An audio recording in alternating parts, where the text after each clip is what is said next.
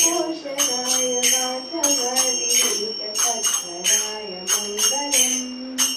कौसलेन्द्राय मन्दहासदासपोषणाय वासवादिविनुतसत्वराय मङ्गलम्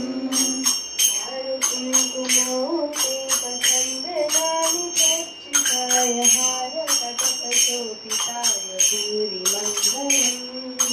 चारुकुङ्कुमोपेतचन्दनादिचर्चिताय हारकटकशोभिताय भूरिमङ्गलम्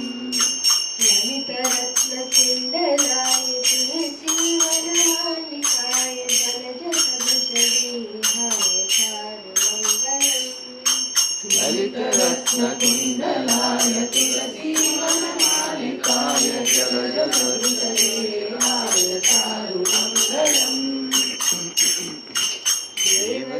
देवकीपुत्राय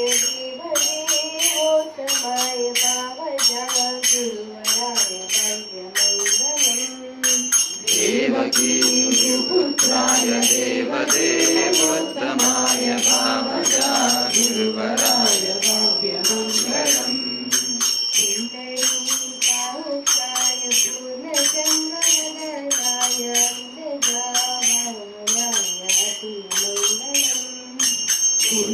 पुण्डरीकाक्षाय पूर्णचन्द्रवदनाय अम्बजाभावनाय अतुलमङ्गलम् विमलरूपाय विधवेदान्तवेद्याय सुमतचित्तकामिताय शिवकमङ्गलम् विमलरूपाय विविधवेदान्तवेद्याय सुमतचित्तकामिताय शिवकमङ्गलम् रामदासमुद्रहृदय कामरसनिवासाय